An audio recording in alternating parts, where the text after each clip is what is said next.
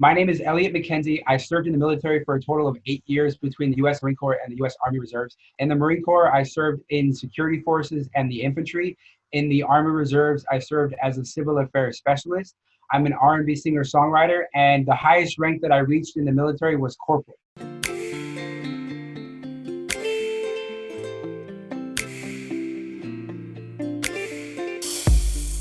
You don't know how hard it's been, yeah.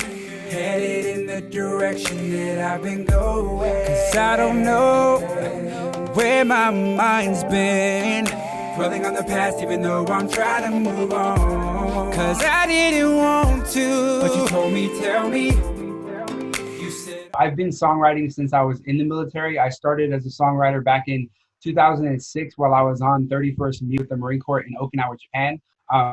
And I've been carrying that with me ever since. And songwriting has been an amazing form of expression for me. And if I'm going through something in my life, whether it be negative, positive, I can write a song about it. I can write about my experiences. I can get things off my chest. In fact, that's exactly what I did when I wrote a song called Gunshots, which was my first single that came out in 2017.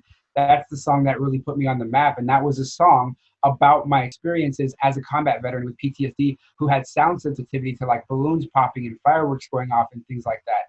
And so the songwriting has been a really great form of expression.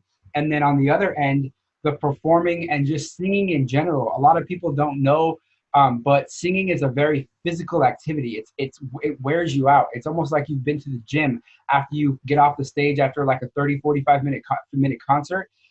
I literally am tired and I want to take a nap because it's like I felt like I just hit the gym. And that level of physical activity and just singing itself, and it's almost like it's therapeutic because it's like yelling.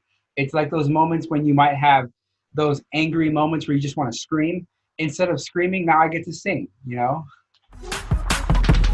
shots fired, my station, all around my position. Oh yeah, yeah. Whoa.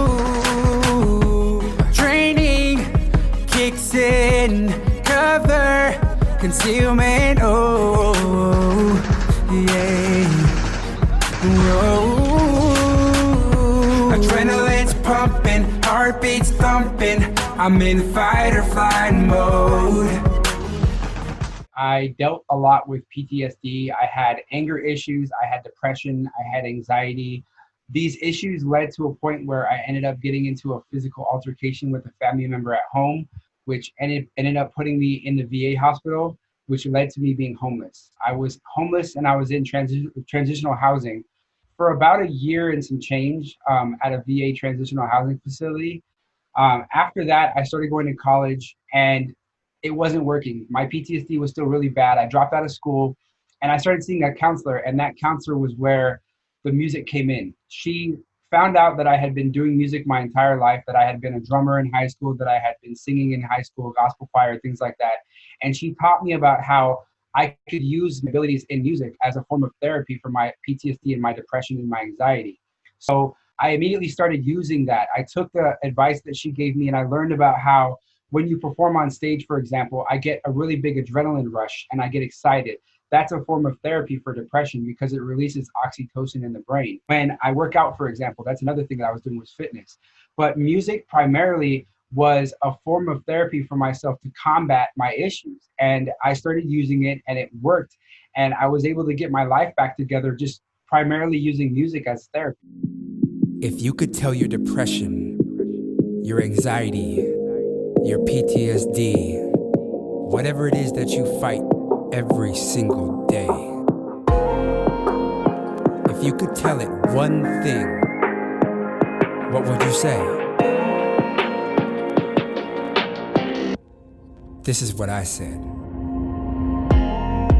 I woke up on the side of the bed that don't have my name on it. When I wrote Gunshots, for example, the only reason I wrote it was because I wanted to educate the civilian world about what it's like to be a combat veteran with PTSD. And also just writing that song and getting it out there was therapeutic for myself. And when I started getting feedback from that song, I started to notice that a lot of the people that started following were very inspired by my story. They were very touched by it. They were very surprised by it. And I got a lot of positive feedback about the fact that I had put out a song that was unique, that was different, that told a story from a first person perspective. And so what I've done now is I've taken that motivation and I use it to write music that's inspiring, that's meant to motivate people. Like the next song that I released after that was a song called Fight Back, which was a song that is designed to motivate people to fight back against whatever mental illness it is that you deal with every single day, whether you're a veteran or not, whether it's Down syndrome, whether it's depression, whether it's anxiety, whether it's PTSD from a car accident, whether it's going through a divorce, what anything. It's meant to motivate you to fight back against that problem or that illness, that mental illness that you wake up every day with and that you go to sleep with every day. And then recently, I released a song called Know That You're Not Alone, or Know You're Not Alone. That song is specifically about, hey, you are not alone whenever you're going through whatever it is that you're going through. Whether it's, like I mentioned earlier, like a divorce or any kind of negative situation that might have you feeling depressed or down, always remember that you've got people that love you, that you have people that support you, that you've got a team to your left and to your right to get you through that situation. So those are examples of my traditional, like, inspirational music. And then the other half is I am an R&B singer-songwriter. I grew up listening to R&B. I grew up listening to very passionate music about lovemaking, about sex, about relationships. So the other songs that I do are traditional R&B songs about relationships, about sex, about love, about things that, you know, you find out typical R&B artists do. So listen,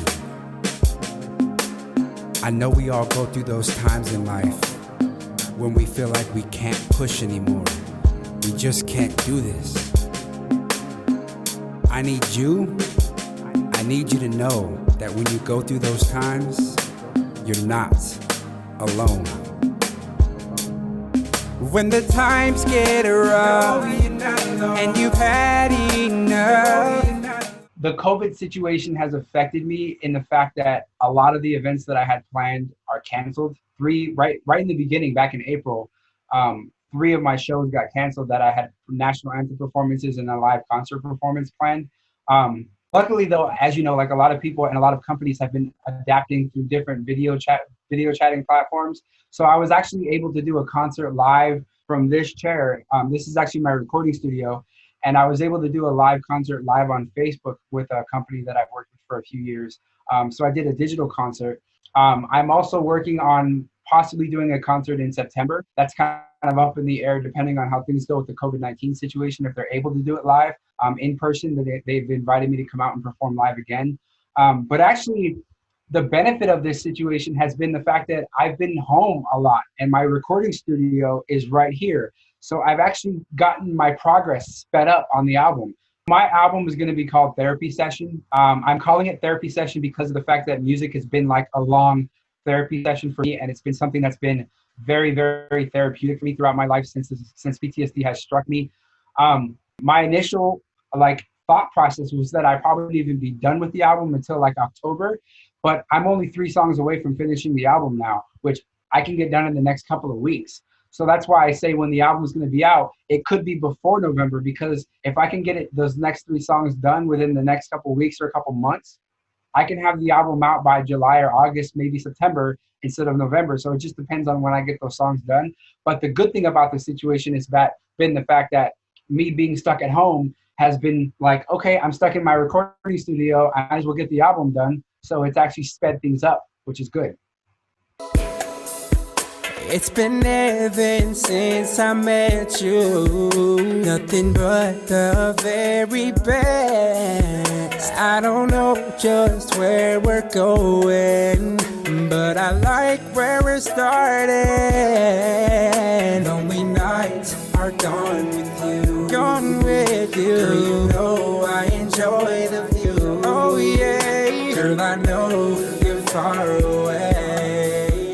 If you want to get in touch with me or find my music, I do have a website. That's probably the best place. It's like the one-stop shop. It's elliottmckenzie.com. So www.elliottmckenzie.com. If you want just a quick place to go and find my music without having to go through the website and look for it, SoundCloud has all my recent singles. It's just soundcloud.com/elliottmckenzie music. But again, the best place to find me is my website. You can reach out to me on there. There's links to all my social media on the bottom of the website. It has all my videos on there. It has all my music, my photos, t-shirts that you can buy. everything. That's like the one-stop shop. So go to the website first.